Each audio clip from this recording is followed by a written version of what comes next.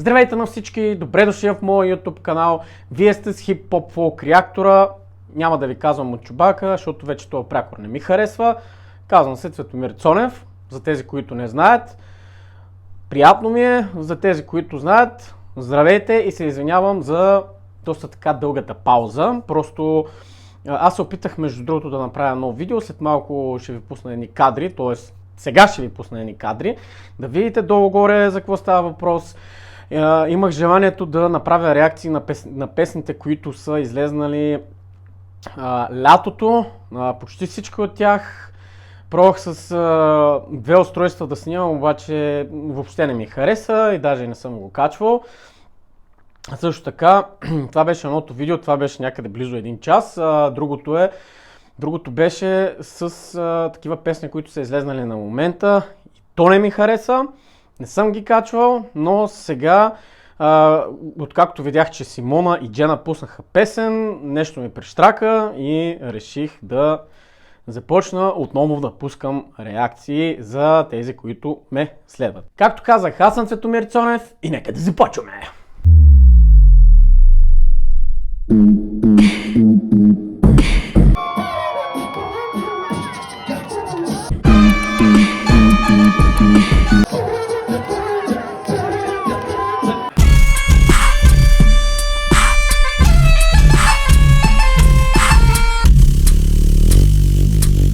Както ви казах, днес ще реагираме на песента на Симона и на Джена.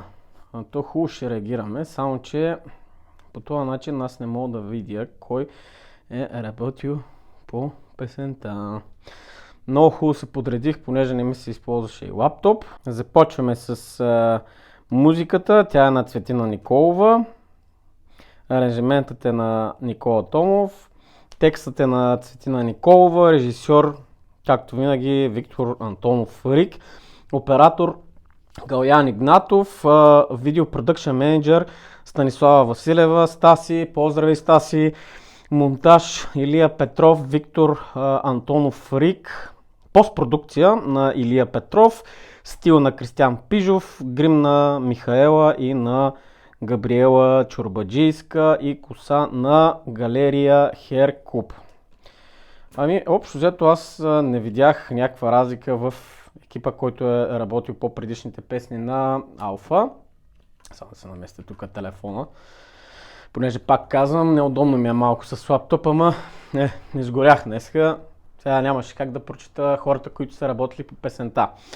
На мен ме звучи доста интересна колаборация между Симона и Джена, понеже ще да кажа, че Симона доста добре върви в Alpha Music, но като се замисля, Галин поддържа всичките си артисти по един и същ начин, с много внимание, т.е. обръща им много внимание,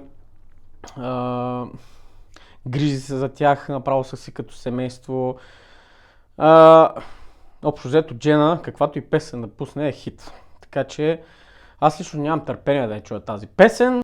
Така че нека да не губим повече време, да слагаме слушалките и да започваме сега!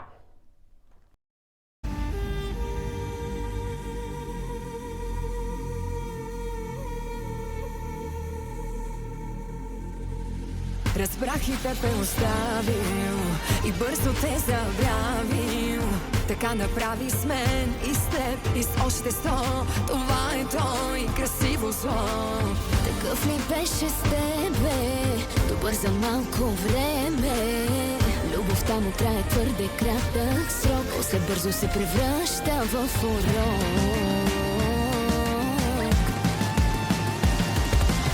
Аз и ти не сме жени, с които да си поиграем. Колкото и да преспи, сам накрая ще остане. По-добре за всички е самотен вечер да си ляга. Вярно е, че хубав е, за любов обаче сам си значи не става.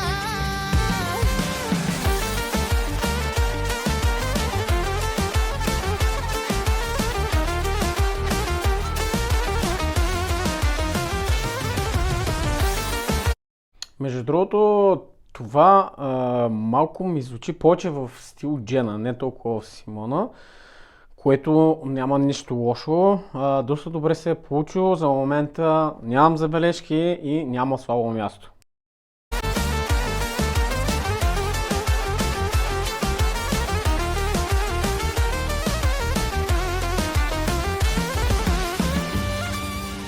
Какво направи с розите, красиви като моите?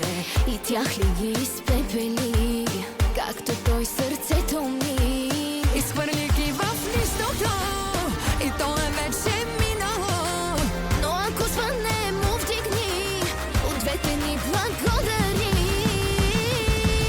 Аз и ти не сме жени, с които да си поиграеш. Колкото и да преспи, сам накрая ще остане. По-добре за всички е самотен вечер да си ляга. Вярно е, че хубав е, за любов обаче сам си знай, че не става.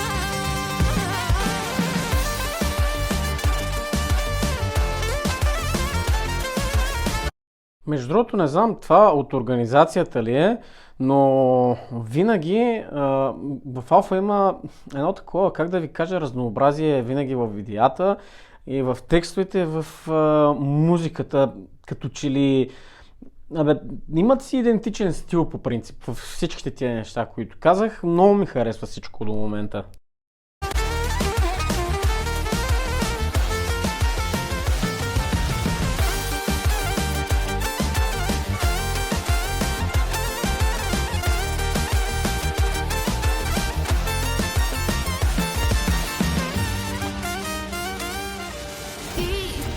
Ти не заслужаваш някой, който се изневерява.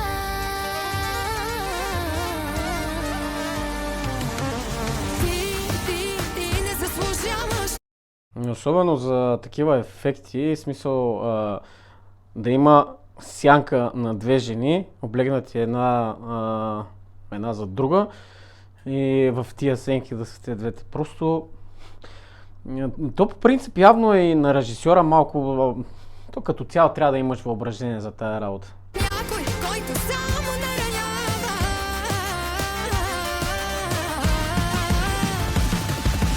Аз и ти не сме жени, с които да си поиграеш. Колкото и да преспи, сам накрая ще остане. По-добре за всички е, самотен вечер да си ляга. Вярно е, че хубав е, За любов обаче сам си знай, че не става.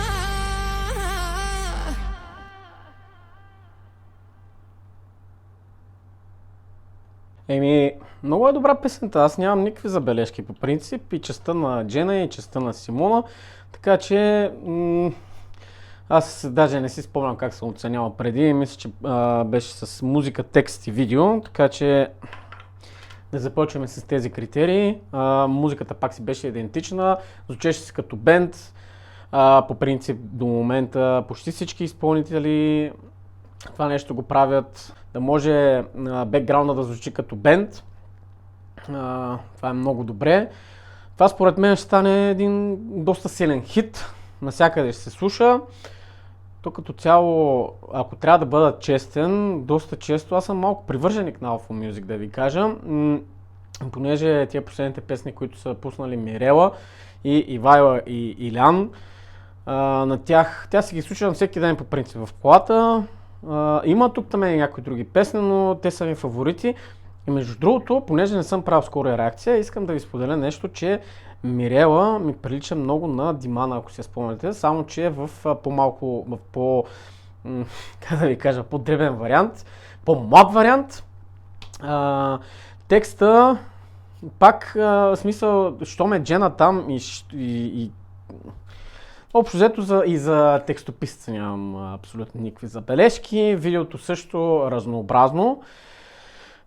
И общо взето това е. Така, да започнем с оценяването, музиката, текстът и видеото. Общо взето това е. Даже пак не мога да се сетя още какво говорих, дали става за на домашно, става за дискотека, става за навсякъде, за напиване и така нататък.